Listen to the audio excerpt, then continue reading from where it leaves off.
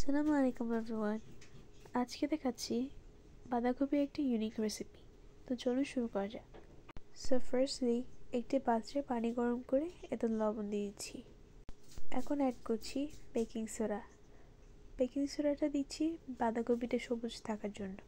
এখন দিয়ে দিচ্ছি বাঁধাকপিগুলো আগে থেকে ধুয়ে কুচি করে রেখেছিলাম। বাঁধাকপিটা সেদ্ধ হয়ে এলে এখন ঠান্ডা পানির উপর বাঁধাকপিগুলো রেখে দিচ্ছি। বাঁধাকপি সবুজ রাখতে এটি একটি বেস্ট আইডিয়া। এখন একটি পাত্রে অয়েল দিয়ে নিয়েছি। এর উপর দিয়েছি গার্লিক পেস্ট, অ্যাড করছি অনিয়ন পেস্ট। অনিয়ন এবং গার্লিকটা ব্রাউন কালার করে ভেজে নিচ্ছি। এখন অ্যাড করছি গ্রিন চিলি পেস্ট, হালকা পানি অ্যাড করছি। এবারে অ্যাড করছি লেন্টিলস, আবারও হালকা পানি অ্যাড করছি। উপকরণগুলো এখন ভালো করে মিক্স করে নিচ্ছি। লেন্টিলসগুলো প্রায় সেদ্ধ হয়ে আসার পর এখন অ্যাড করছি ঠান্ডা করে রাখা বাঁধাকপিটা অ্যাড করার পর ভালো করে নেড়ে চেড়ে দিচ্ছি।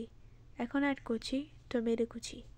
টমেটোটা দিয়ে আবার ভালো করে মিক্স করে নিয়ে এখন কিছুক্ষণ জাল করে নিচ্ছি।